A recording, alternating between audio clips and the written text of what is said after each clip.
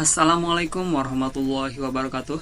Kami dari kelompok 4 akan mempresentasikan materi dasar-dasar manajemen, yaitu materi penyusunan atau staffing. Dengan anggota yang pertama yaitu Muhammad Razwil, yang kedua Muhammad Imam Al-Ghifari, yang ketiga Nabil Akbar Wijaya, yang keempat ada Nabila Rosna Oktavia, dan yang kelima ada Neza Afrilia Ningsih. Materi pertama akan disampaikan oleh Nabila Rosna Oktavia. Assalamualaikum warahmatullahi wabarakatuh. Perkenalkan, nama saya Nabila Rosna Oktavia dari kelompok 4. Di sini saya akan menjelaskan pengertian penyusunan dan tujuan staffing. Jadi penyusunan adalah kegiatan yang berhubungan dengan penentuan siapa yang melaksanakan seluruh pekerjaan sesuai tugasnya dalam bidang maupun keahlian masing-masing dalam suatu organisasi. Dan yang kedua, tujuan staffing. Staffing bertujuan untuk menempatkan orang yang tepat sesuai dengan bidang keahliannya, menjadi faktor penting agar tujuan dapat tercapai secara efektif dan efisien. Fungsi staffing juga tidak hanya masalah tenaga kerja saja, melainkan seluruh sumber daya dalam perusahaan. Materi kedua akan disampaikan oleh Muhammad Imam Al-Ghifari. Baik, di sini saya akan melanjutkan materi yaitu fungsi staffing. Fungsi staffing ada 4. Yang pertama, perencanaan tenaga SDM sesuai kebutuhan. Setiap bidang atau aspek pasti membutuhkan tenaga SDM yang kompeten agar perusahaan tetap bersaing di tengah pasar. Staffing berfungsi untuk merencanakan SDM sesuai kebutuhan perusahaan, terutama jumlah karyawan, masa kerja, serta tugas yang akan dikerjakan. Yang kedua yaitu proses rekrutmen. Staffing juga melibatkan fungsi rekrutmen karyawan. Kemudian melakukan seleksi dan penempatan. Manajemen SDM harus mampu mencari kandidat yang memiliki kualifikasi sesuai kebutuhan masing-masing departemen dalam perusahaan. Nah, yang ketiga yaitu pelatihan dan pengembangan. Fungsi staffing ini sangat berguna agar karyawan baru bisa beradaptasi dan lebih produktif saat melaksanakan tugas yang diberikan. Karyawan lama pun memerlukan pelatihan untuk menambah keterampilan mereka agar mampu mengikuti tuntutan teknologi dan profesionalisme yang kian bertambah. Nah, yang terakhir yaitu evaluasi karyawan. Fungsi evaluasi mencakup penilaian promosi dan mutasi karyawan. HRD harus melakukan penilaian secara rutin agar bisa mendeteksi masalah yang dialami karyawan sekaligus mencari solusinya. Promosi dan mutasi merupakan hasil evaluasi yang berguna bagi pengembangan karir karyawan. Sekian, terima kasih. Materi ketiga akan disampaikan oleh Nabil Akbar Wijaya. Proses staffing dibagi menjadi beberapa cara, yaitu yang pertama merencanakan sumber daya alam, yang kedua melaksanakan rekrutmen, yang ketiga menyeleksi karyawan, keempat mengadakan orientasi, kelima menyelenggarakan pelatihan dan pengembangan, keenam menilai kinerja karyawan, ketujuh memberikan kompensasi, dan yang kedelapan memberikan perencanaan dan pengembangan karir. Proses staffing yang pertama yaitu merencanakan sumber daya alam.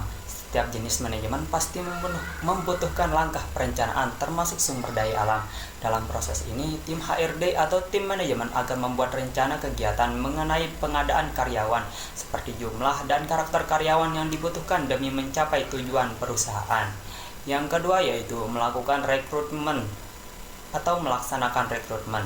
Berikutnya tim HRD atau tim manajemen mulai merekrut kandidat karyawan sesuai kualifikasi atau kemampuan yang sesuai untuk mengisi suatu posisi yang lowong.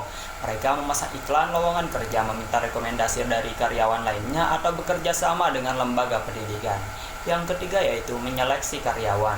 Setiap kandidat yang telah direkrut harus melalui tahap seleksi agar perusahaan mendapat karyawan yang sesuai untuk mengisi posisi tertentu. Proses seleksi biasanya terdiri dari wawancara, user interview, dan tes psikotes. Beberapa posisi juga mengharuskan kandidat untuk mengikuti tes kompetensi. Contohnya tes menulis artikel untuk posisi content curator. Yang keempat, mengadakan orientasi. Staffing juga melibatkan proses orientasi atau pengenalan kepada kandidat yang telah lolos seleksi. Tujuan orientasi dalam staffing adalah membantu karyawan baru untuk beradaptasi dengan tempat kerja yang baru. Penyelenggaraan pelatihan dan pengembangan. Pelatihan dan pengembangan bertujuan untuk meningkatkan produktivitas dan efektivitas kinerja karyawan selama bekerja. Tim HRD atau tim manajemen memberikan pelatihan berupa pengembangan skill sesuai job description karyawan. Yang keenam, menilai kinerja karyawan. Karyawan yang telah bekerja dalam kurun waktu tertentu harus memperoleh penilaian secara berkala. Setiap perusahaan memiliki indikator penilaian yang berbeda-beda, tetapi caranya hampir sama, yakni membandingkan hasil pekerjaan karyawan dengan standar perusahaan. Yang ketujuh yaitu memberikan kompensasi. Perusahaan memberikan kompensasi sebagai penghargaan kepada karyawan yang telah berhasil dalam melaksanakan pekerjaannya. Pemberian kompensasi ini harus adil dan sesuai hasil evaluasi yang telah dilakukan. Bentuk kompensasinya bermacam-macam, bisa berupa bonus, promosi jabatan, tambahan cuti, dan sebagainya. Yang kedelapan yaitu memberikan perencanaan dan pengembangan karir. Terakhir, tim HRD atau tim manajemen juga bisa mempertimbangkan pengembangan karir kepada karyawannya. Mereka bisa memberikan promosi jabatan, demosi, penugasan kembali, pensiun, bahkan pemecatan. Dan materi kelima akan disampaikan oleh Neza Aprilianingsih. Baik, saya akan menyampaikan kesimpulan dari materi yang telah teman-teman saya sampaikan. Kesimpulannya adalah penyusunan dasar manajemen adalah bahwa manajemen sebagai ilmu dan seni memiliki peran fundamental dalam mencapai tujuan organisasi maupun individu. Penyusunan manajemen yang efektif melibatkan pemahaman dan penerapan konsep dasar seperti fungsi-fungsi serta prinsip-prinsip manajemen.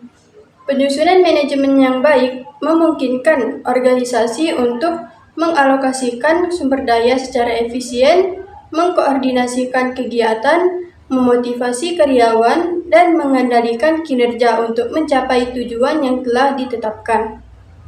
Pentingnya prinsip-prinsip dasar manajemen seperti pembagian kerja, wewenang dan tanggung jawab, disiplin, kesatuan arah, dan keadilan.